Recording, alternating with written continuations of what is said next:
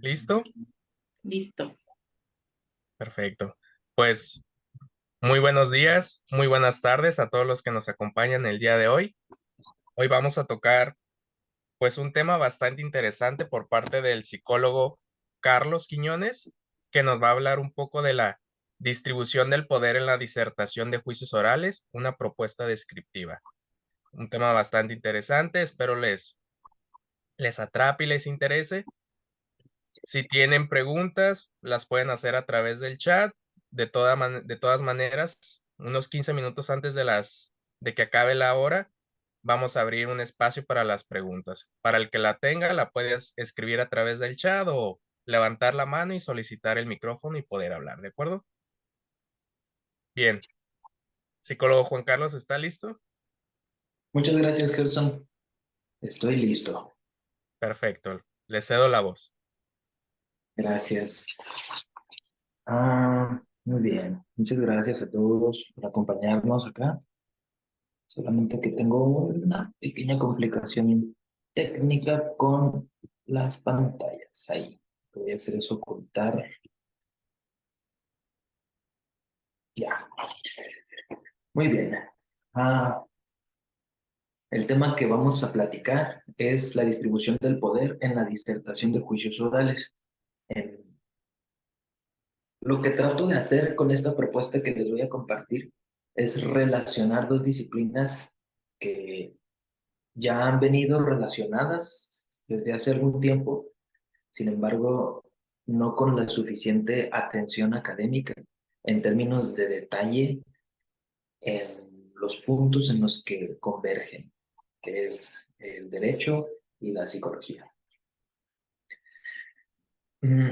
Soy terapeuta familiar, entonces lo que estoy tratando de hacer con esto es utilizar los conceptos de las propuestas de la terapia familiar, en específico, hablando en términos de interacción con los fenómenos que ocurren en los juicios orales. La distribución del poder en la disertación de juicios orales. Hablamos de dos cosas en este punto, que es, primero, la distribución del poder, lo que significa y lo que implica la distribución del poder en esta propuesta, y en segundo, la disertación de juicios orales. Voy a empezar por disertación de juicios orales, para hablar en los mismos términos, entender a lo que me refiero con esto, después paso a la distribución del poder y propongo una conclusión al respecto.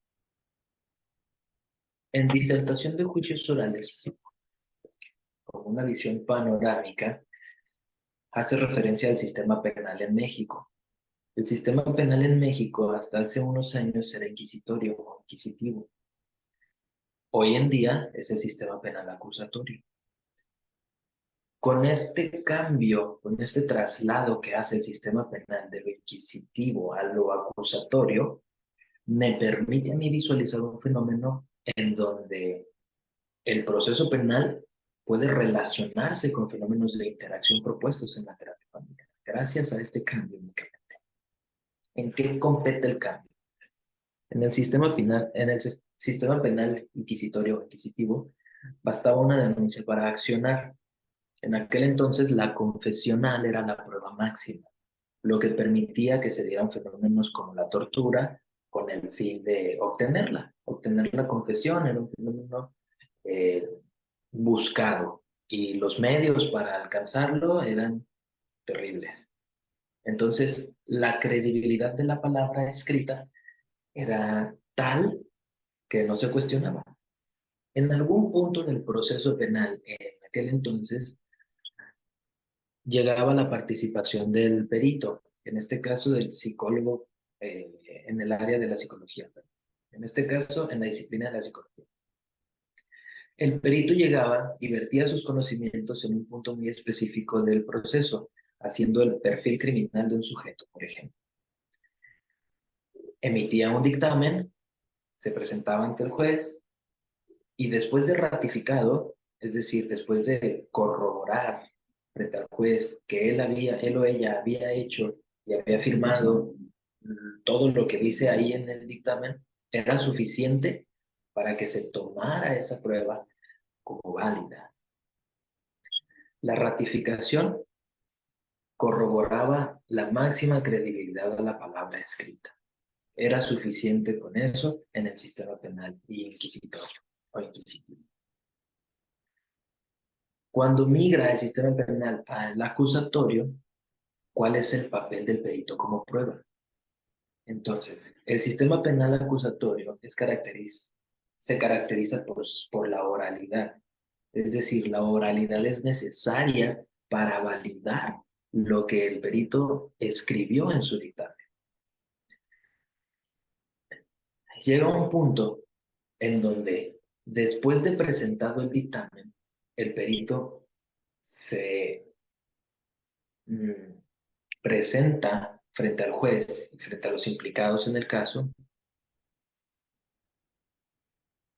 e inicia la disertación oral, que es un fenómeno de interacción en donde se es interrogado al perito, el interrogatorio y el contrainterrogatorio se sostienen con el perito presente y le cuestionan todo lo que su dictamen lleva por escrito. Entonces, únicamente defendiendo con oralidad y fundamentando con certeza en ese momento frente al juez es como su dictamen va a obtener un valor probatorio. Con un desempeño deficiente durante la disertación, durante esta interacción en donde cuestionan, en donde le preguntan, en donde le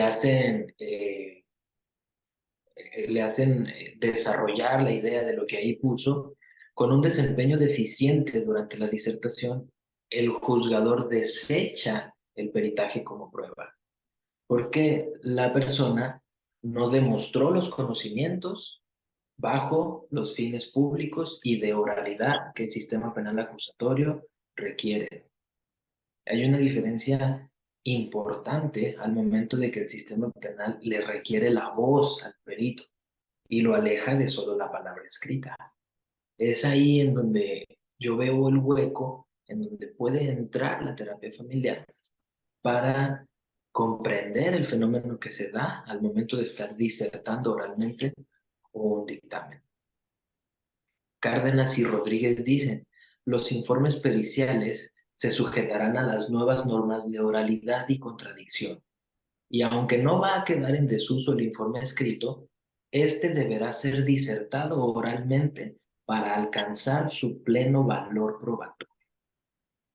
Entonces, si bien es cierto que el psicólogo cita a la persona, lleva a cabo la evaluación necesaria, aplica las pruebas que tenga que aplicar, califica, integra y presenta un dictamen con fundamento, bien redactado, sostenido, si no es capaz de mostrar esas habilidades frente al juzgador, frente a los implicados en el juicio, de manera oral, por más bien fundamentado que esté en la palabra escrita su dictamen, será desechado como prueba por el valor de oralidad y contradicción que caracteriza al sistema penal acusatorio.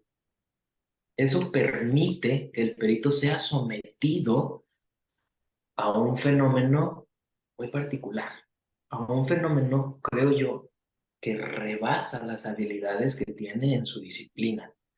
Es un fenómeno que rebasa, que va más allá de la expertise que tiene en la materia. Y propongo relacionarlo en términos de interacción simétrica e interacción complementaria. En este punto paso de la disertación de juicios orales, que es la segunda parte del título, a la primera parte del título, la distribución del poder. En la diapositiva anterior platicamos sobre lo que conlleva la disertación de juicios orales y a qué me refiero con la disertación de juicios orales.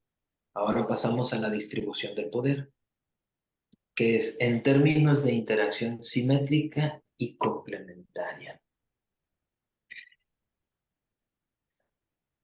Watzlawick decía que un un individuo no comunica. Es imposible que un individuo comunique como tal.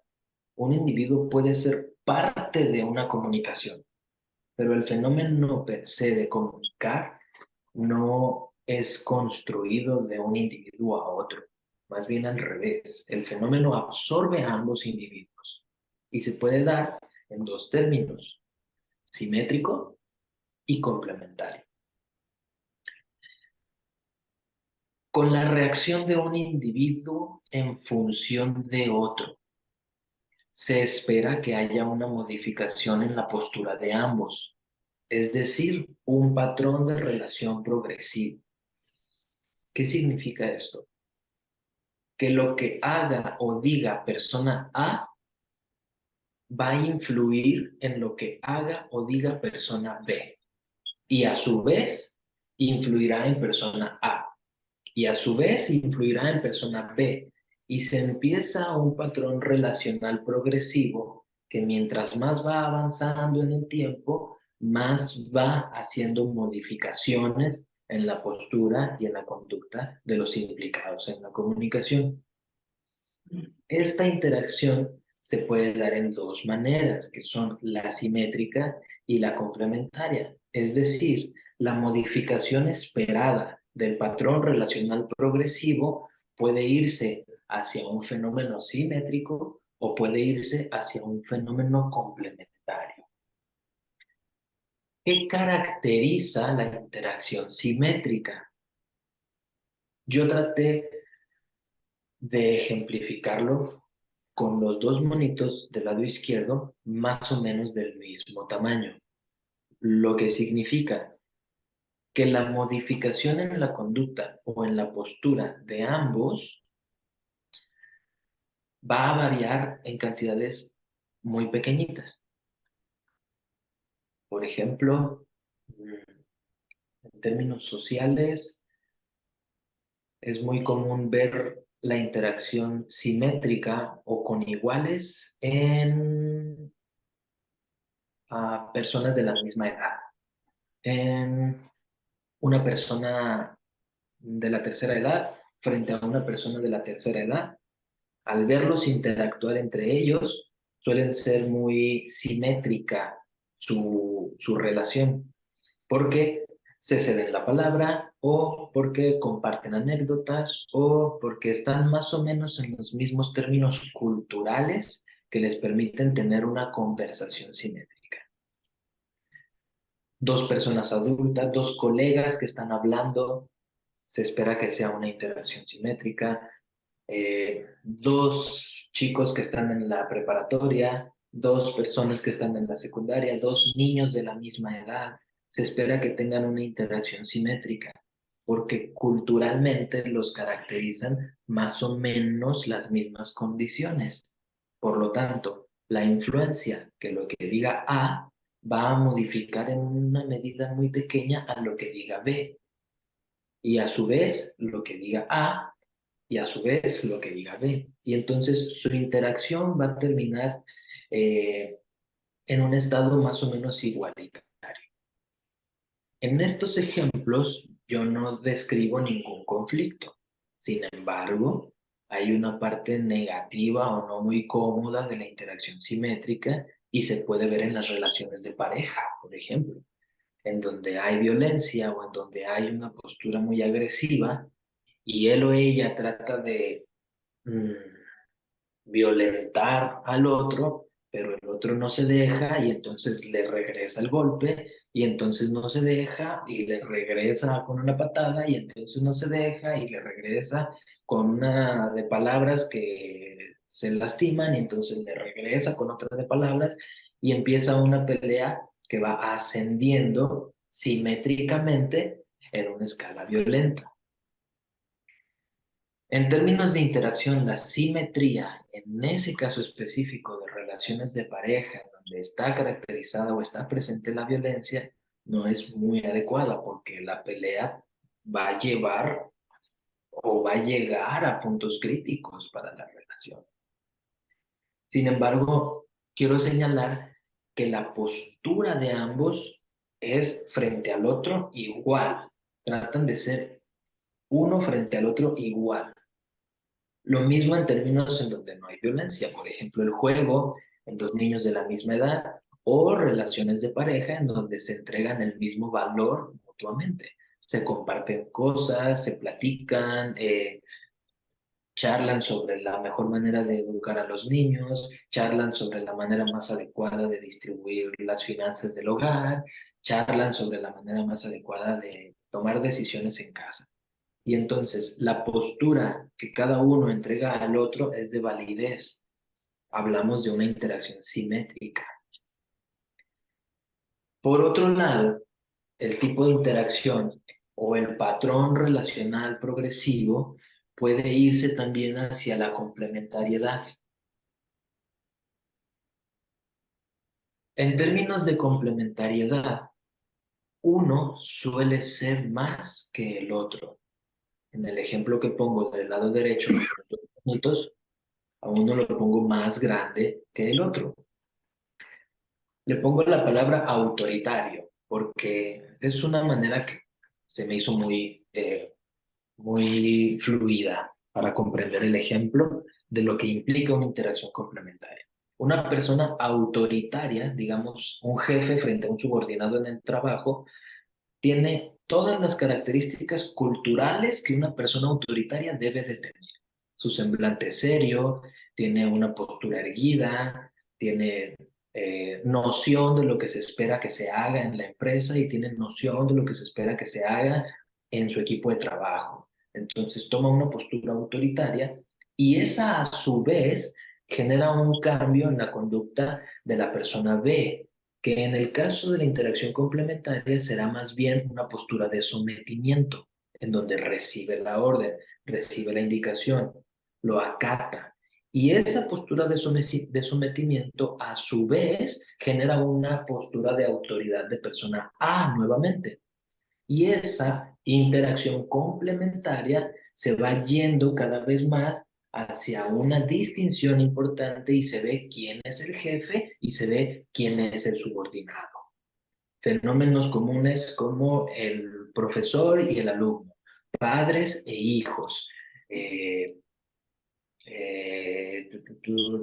médico-paciente. En el ejemplo que pongo aquí, la persona con autoridad y la persona sin autoridad. La interacción complementaria acrecenta a uno y disminuye a otro en términos de poder. En este caso, la persona, el monito que tiene más tamaño, que es el autoritario, tendría en este caso más poder sobre el monito más pequeño. Y lo que haga o diga el monito más pequeño en la interacción va a acrecentar al otro y viceversa. Lo que haga o diga va a hacer más pequeño al otro. Okay. Términos de interacción simétrica y términos de interacción complementaria. Estos elementos yo los trato de ensamblar en el fenómeno ocurrido en la disertación oral. Ahí. Al momento de que ocurre la disertación oral, el interrogatorio y el contrainterrogatorio está persona A frente a persona B, que puede ser el perito y el abogado que está haciendo el interrogatorio o el contrainterrogatorio. La postura, la pregunta, el tono de voz, cosas como el ceño fruncido, están alimentando el tipo de interacción que se da en ese momento. No estamos entrando en materia, ni siquiera hemos hablado del dictamen, ni siquiera estamos considerando el tipo de delito, todo esto no nos interesa en este punto. Independientemente de lo que se esté persiguiendo en ese juicio, independientemente incluso si sea interrogatorio o contrainterrogatorio, o la materia que esté defendiendo el perito, hay un fenómeno de interacción ahí. En el momento en el que el sistema penal acusatorio nombra la oralidad o le da presencia a la oralidad, permite que se den fenómenos como estos, porque hay una interacción entre el abogado y el perito. Le va a preguntar, le va a contestar, le va a preguntar, le va a contestar. Ahí, ahí se hace la Y y se puede hacer una interacción simétrica o se puede hacer una interacción complementaria. Lo que significa,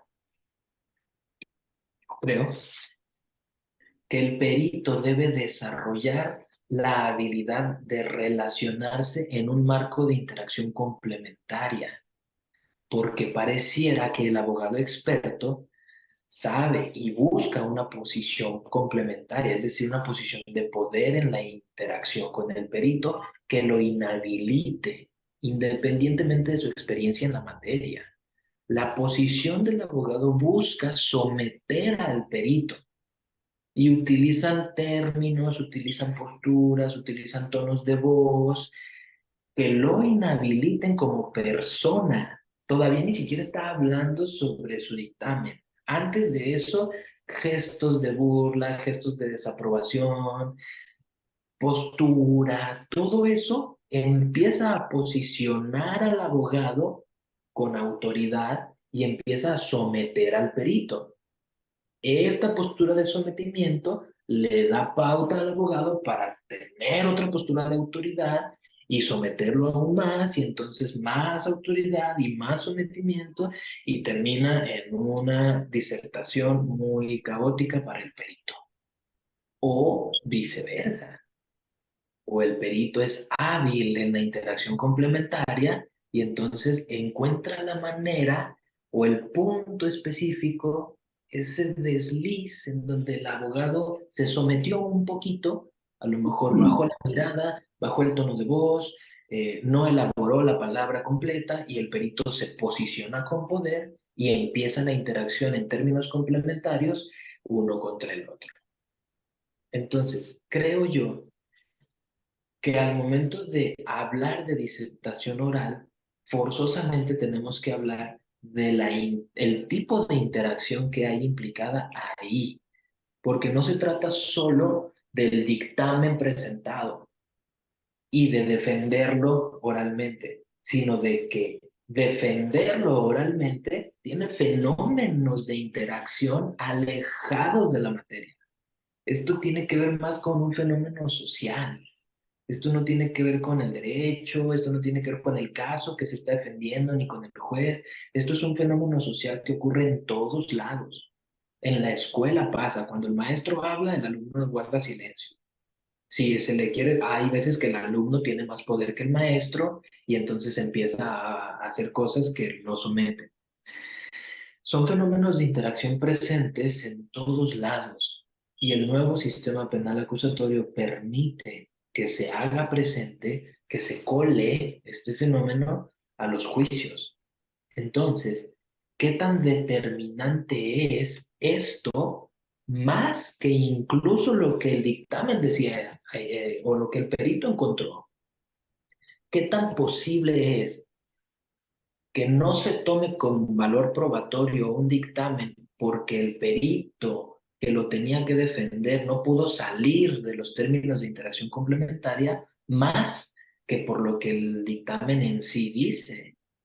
Entonces, ¿qué tanto se toma en cuenta este fenómeno más que lo que realmente se está tratando de defender en materia? ¿Cómo sería? Este fenómeno no ocurría cuando solo ratificaba si se tomaba con valor probatorio en el sistema inquisitorio o inquisitivo. Aquí sí. Aquí sí influye cómo interactúes con el otro para ver si se va a tomar o no como prueba. Entonces yo creo que hay un riesgo importante si no se empieza a hablar en estos términos del tipo de interacción que se da al momento de disertar oralmente un dictamen, porque pues pareciera que es más importante intimidar al otro que realmente conocer qué es lo que piensa o qué es lo que encontró en su dictamen. Pareciera que es más importante ganar esa postura de poder frente al otro, porque te da más, pues, te da una sensación de victoria, más incluso que lo que realmente se encontró en la evaluación o lo que se está presentando en el dictamen. Entonces, pienso que este cambio del viejo sistema al nuevo sistema eh, deja muchas grietas pues, importantes porque es un cambio de paradigma, pero en términos de interacción y de fenómenos sociales, este puede ser uno muy importante que determine el desenlace de esa diligencia en la que se disertó. con tal o cual característica. Y listo. Esta es la propuesta que hago. Híjole, me quedé muy corto con el tiempo, pero creo que abarcamos bien los temas. ¿Qué opinan? ¿Qué les parece? Yo Si, Qué buena quiero, propuesta. si hay ajá, abogados. yo quiero hacer un comentario en relación a esta propuesta que tienes. Es algo que a mí me hace bastante sentido porque tengo bastantes años ya participando en este tipo de juicios orales y efectivamente es un punto central que todos los peritos y abogados necesitamos tener presente, porque al momento de que nos gana el nervio, al momento en el que efectivamente entra una mirada que captura mi seguridad, se me borra mi conocimiento, me lastima cómo defender esa ciencia que yo busqué, que yo analicé, que yo estudié.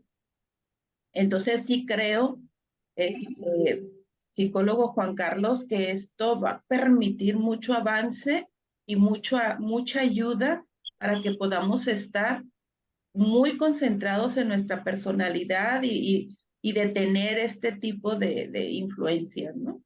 Pues quería comentar eso y pues bueno, le dejo aquí la voz al licenciado César Vallarta, que vaya que tiene experiencia en cuestiones de juicios. Gracias.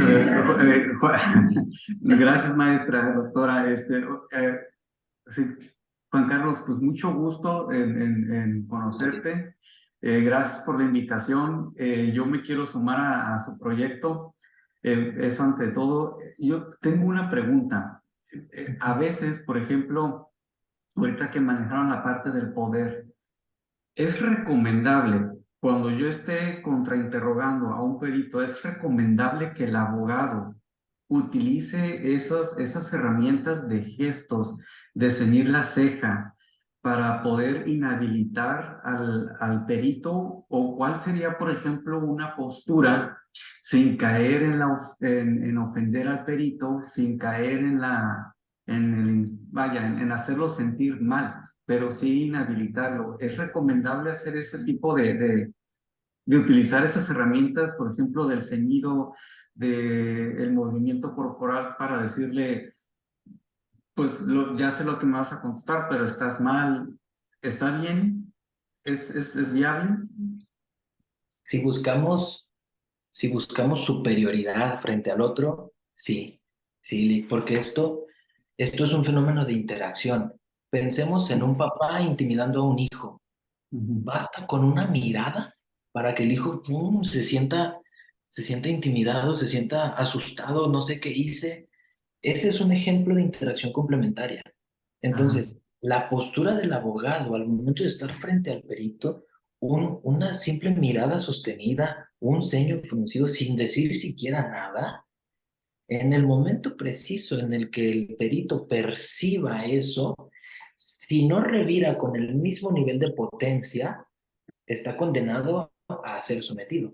Pero si sí revira con el mismo nivel de potencia, entonces hablamos de una interacción simétrica, en donde el perito no se deja y le sostiene la mirada y también se inclina hacia enfrente, gira un poco la cabeza, se inclina más y el abogado hace lo mismo y empieza una interacción simétrica y no se dejan y no se dejan y no se dejan. Por el otro lado está la interacción complementaria, en donde no le sostiene la mirada. Esa fue la respuesta que le entregó poquito poder. Entonces, de ahí se puede colgar y clavar un poquito más la mirada, inclinar un poquito, a lo mejor una sonrisa, y entonces eso le va a someter aún más, y lo va a someter aún más, y eso le va a dar más poder al abogado, y eso le va a quitar más poder al perito, o al revés, le va a Ujú. quitar más poder al abogado y le va a dar más poder al perito, y se va a empezar a erguir y se va a empezar a erguir. Entonces, son artilugios pequeñitos como ceño fruncido, como tono de voz, como postura, lo que entrega el mensaje de soy superior a ti, como un profesor con su alumno, como un médico que ni siquiera mira los ojos con su paciente. Son esas cositas que entregan el mensaje de soy superior a ti, lo que los inhabilita, tanto al perito como al abogado. Y yo creo que eso es delicado porque es la antesala, o sea, ni siquiera se está hablando de la disciplina que se está investigando. Es como una lucha de poder previa a hablar, a entrar en carnita en el caso. Entonces, yo creo que esto sí es determinante para el desenlace del caso, ¿no? Ok. Pero sí, estas cosas Sí. están presentes. En ocasiones, en los juicios, a mí me ha tocado pues contrainterrogar a peritos de diferentes áreas. A veces yo utilizo la herramienta de darles una sonrisa previo, inclusive a que le tomen los datos generales al perito. ¿Eso es bueno o, o es equivocado? Porque a veces yo pensaba que el darles como una sonrisa de generarles confianza era para hacerlos entrar, era venderles la idea, soy buena onda, pero a Sí, la hora del contrainterrogatorio, pues ellos van cambiando su postura por la forma en cómo los estoy contrainterrogando. Pero estoy escuchando ahorita que no sé si es bueno o cuál sería de entrada, cuál sería la postura ideal para yo lograr mi objetivo como abogado. complementaria, Lick. Yo creo que Complementar. complementaria totalmente. No, Complementaria superior, ¿no? O sea, con el poder. Y esta ok. estrategia que usa es impresionante. Es como que los distrae con la sonrisa para después llegar con la firmeza al momento Ajá. de estar en el contrainterrogatorio. Es una estrategia impresionante que le acota el camino hacia una posición superior frente al perito. Entonces, mi propuesta es, debemos comenzar a darle importancia a este tipo de cosas. O Ok. sea, debemos comenzar a describir lo que pasa en la interacción entre el abogado y el perito y usar técnicas como esas y demostrar su eficiencia en el tipo de casos en los que va a funcionar la sonrisa, el tipo de peritos en los que no va a funcionar. Ese tipo de cosas creo que son importantes atenderlas porque pasan. Entonces, depende del estado de ánimo del abogado y del perito, va a ser el desenlace de la diligencia que se esté dando. Creo que es una muy buena estrategia, Lee, y pues definitivamente la que lleva al gane es la interacción complementaria en términos de poder. Si caes en interacción complementaria y el otro encontró la manera de ser más que tú, entonces pues muy probablemente pierdas. Otra pregunta. En- Vamos a suponer que se utiliza la herramienta complementaria de entrada. Yo soy quien tiene el poder como abogado. Si en el inter del contrainterrogatorio, porque puede suceder de que el abogado de repente ya se debilitó en una pregunta o en una réplica, en una respuesta del perito, el abogado se debilita. ¿Cómo puede el abogado utilizar o recuperar esa fuerza que tenía al inicio? Eso es, Como dijo la maestra, o sea, de repente entra el nervio eso es, y sucede. eso es, Y eso a es. mí me ha sucedido. Sí, eso es, y es terrible. Honestamente. Y es dificilísimo recuperarnos de un resbalón así. En un juicio, me imagino que se multiplica la sensación de derrota porque estás bajo los ojos de todos. Sí. Si de por sí, si pierdes una discusión con tu esposa, si pierdes una discusión con tu amigo y te ganan o te dejan con ellos en la última palabra, se siente bien feo y te quedas como que, le hubiera dicho esto, o, Sí. le hubiera dicho esto otro. En las condiciones de un juicio, esta sensación se multiplica por dos o por tres. Entonces, yo creo que eso es lo que lo hace aún más importante, el dar atención a este tipo de cosas. Cómo recuperar la estabilidad después de un resbalón como este, pues es importantísimo. Ahorita lo que tenemos, pues son artilugios muy sencillos, como respira profundo, haz movimientos oculares, cosas, herramientas creo yo que se quedan cortas en un momento como este. Por eso debemos estudiar más. Sí. Muchas gracias. Sí. No, gracias. Gracias Yo gracias a ti, tengo Juan Carlos.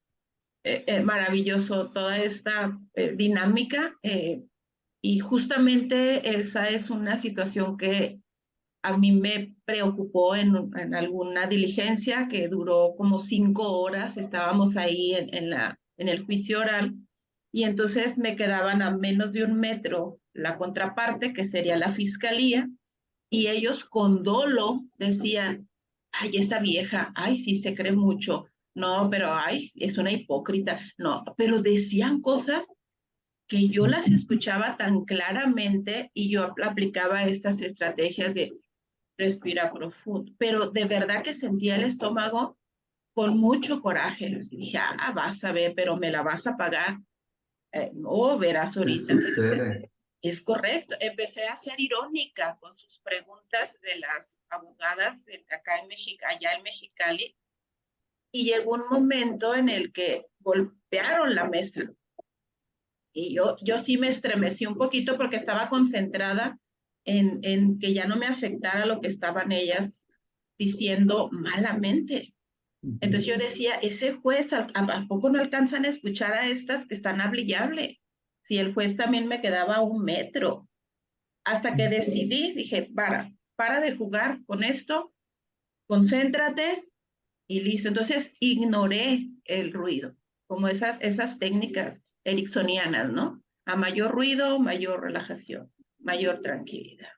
Y entonces empecé a estar más concentrada en mí, más concentrada en el juez, más concentrada, y fue algo que a ellas les molestó demasiado. En el contrainterrogatorio ya, sí, pues sí, se soltaron con todo y conteste, diga. Y yo le decía, disculpe, señor juez, no quisiera que me estuvieran gritando de esa manera. Y el juez les llamaba la atención. Entonces, es muy importante esta propuesta en el sentido de no dejar que me rompa mi estar bien, ¿no? Mantenerme firme, porque yo escuchar esta propuesta me hace mucha resonancia y digo, sí, por favor, necesitamos eso para poder mantener esta tranquilidad y poder concentrarme en lo verdaderamente importante, que son los hechos, que son las situaciones que encontré en mi investigación. Pero cada abogado tiene su misión, defender quizás lo indefendible, ¿verdad? Y condenar quizás lo incondenable. Pero la verdad es buscar justicia y la verdad es buscar la verdad real, científica. Entonces, pues nada, yo estoy maravillada con esta propuesta, me encanta y me vi con mucha necesidad de invitar a muchos abogados porque digo, esto lo tenemos que escuchar todos. Esto es algo Claro. muy importante. Gracias. Muchas gracias, felicidades, psicólogo Muchas Juan Carlos. Muchas gracias. Felicidades, psicólogo. Una última pregunta. Las que tenga, Liz. Miren, lo que pasa es que en los juicios y en todas las audiencias, en los juicios, uno está sentado, no se nos permite ponernos de pie. Entonces, en cuanto a la interacción simétrica y la interacción complementaria, el micrófono uno lo tiene, pues no lo tenemos como lo tengo yo aquí, lo tiene uno enfrente a cierta distancia. Entonces, uno se tiene que acercar hacia el micrófono para poder ser escuchado. Ahí, ¿cómo podríamos manejar una postura o una comunicación no verbal para poder demostrar una interacción complementaria de poder? Complementaria, sí. Yo creo que podemos ayudarnos de la mirada, sostener la mirada, la postura erguida, mostrar las manos. A lo mejor las manos en puño incluso podrían ayudar. Es que son cosas que se deben cortar a la medida de acuerdo a la persona que tienes enfrente.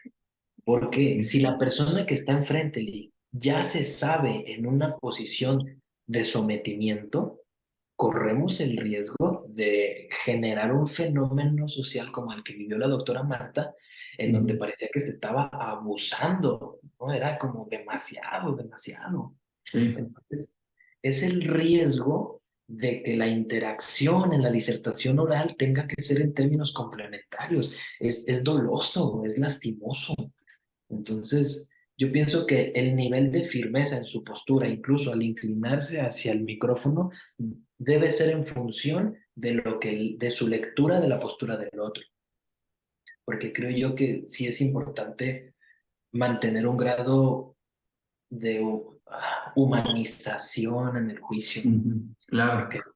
porque sí debe ser muy, pues muy doloroso mental y emocionalmente.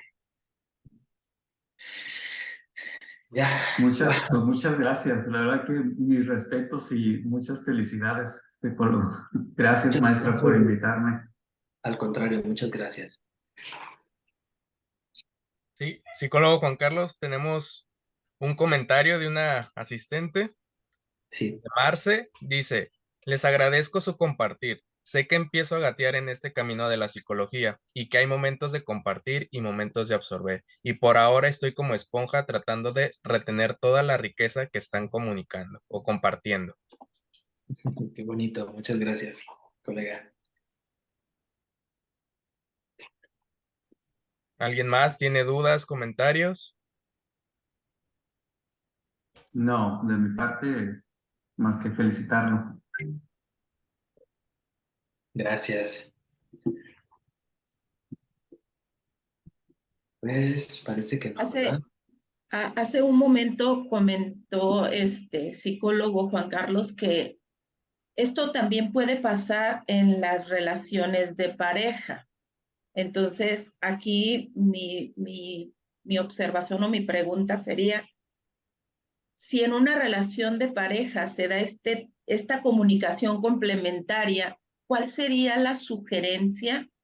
Si yo soy el que estoy siendo autoritario y me doy cuenta, ya sometí a mi pareja y no quiero un problema, ¿cuál sería la sugerencia en el sentido de buscar que sea más simétrico?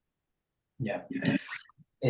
La interacción siempre, siempre, siempre es o complementaria o simétrica. Siempre, siempre. De hecho, es uno de los 5 axiomas de comunicación que propone Wadsworth. Es el quinto. El primero es imposible no comunicar. Aunque estés calladito, estás comunicando algo. Y el quinto es esa comunicación siempre, siempre se da en términos simétricos o en términos complementarios. El que sea simétrica o el que sea complementaria no significa necesariamente que sea malo. Puede haber una interacción simétrica mala o una interacción simétrica buena. Puede haber una interacción complementaria buena y una interacción complementaria mala. Un ejemplo de interacción complementaria buena es el caso de un profesor y su alumno. El profesor es el que guía la dinámica de la clase y el profesor es el que orienta al alumno que está en formación. Ahí hay una interacción complementaria porque uno tiene más poder que el otro, pero es sana, no genera ningún conflicto. Entonces, si la pareja está sometida a una interacción complementaria, pero en términos de violencia, lo que hay que hacer es raspar la violencia y sí mantener una interacción complementaria, pero que no sea dañina para ellos. No es llevarlos de aquí a aquí, porque aquí también puede ser muy conflictivo y es en donde no se queda callada y le avienta el sartén y no se queda callado y le da una patada y entonces ella tampoco se deja y va y lo exhibe en Facebook y él tampoco se deja y va y le dice a la familia. Ahí hay violencia, pero es simétrica. Por el otro lado, donde hay violencia complementaria, pues ella se hace cada vez más sometida, y él cada vez más autoritario, y mientras él más autoritario se pone, ella menos, y él más crece y ella se hace más chica, y él más crece y ella se hace más chica. Ese es el riesgo. El problema no es el tipo de interacción, sino la violencia. Entonces, creo que en este caso lo que habría que erradicar sería la violencia y puede ser una interacción complementaria muy funcional. Puede ser una interacción complementaria bastante sana. Bien. Tenemos otros comentarios.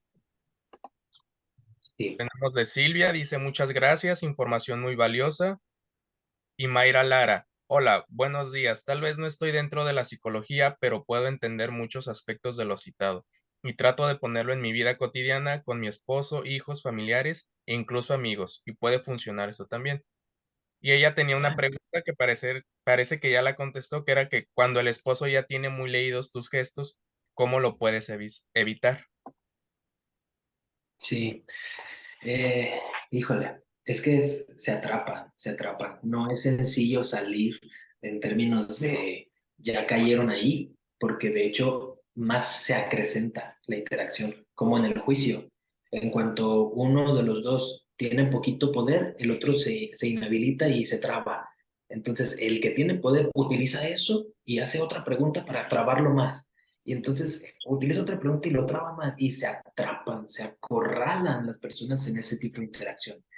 Cuando hay una relación de pareja es peligroso porque no están bajo los ojos de todos como en el juicio. Entonces se pueden dar fenómenos todavía más delicados que se tienen que trabajar principalmente en un proceso de psicoterapia. Trabajar con violencia en términos de relación de pareja y en un proceso de psicoterapia es, es necesario para hacer una modificación, pero la modificación no se da en la manera de interactuar, sino en la violencia que está caracterizando la manera de interactuar. Lo que hay que atacar es la violencia, no la complementariedad. Entonces, ¿qué se hace? Busca ayuda. Recursos como psicoterapia, amigos, familiares, personas de confianza, poco a poco empezar a acercarse a alguien que te haga sentir apoyada. Bien, parece que ya no hay comentarios ni preguntas. Ya, muchas gracias. Disfruté mucho la conversación. Gracias. No la disfrutamos. Muchas gracias a ti. Gracias, Lick. Gracias. Gracias, gracias. Y pues ya, pues creo que podemos concluir, ¿no, Gerson? ¿Verdad? Sí, claro, pues bastante interesante la plática, la verdad. Y pues agradecerles el hecho de que hayan asistido a la conferencia y pues los esperamos la siguiente conferencia que es dentro de 15 días. Sale. Entonces, Muchas gracias, Gracias. felicidades. Bye Hasta bye. luego. Bye. Bye. luego. Hasta luego.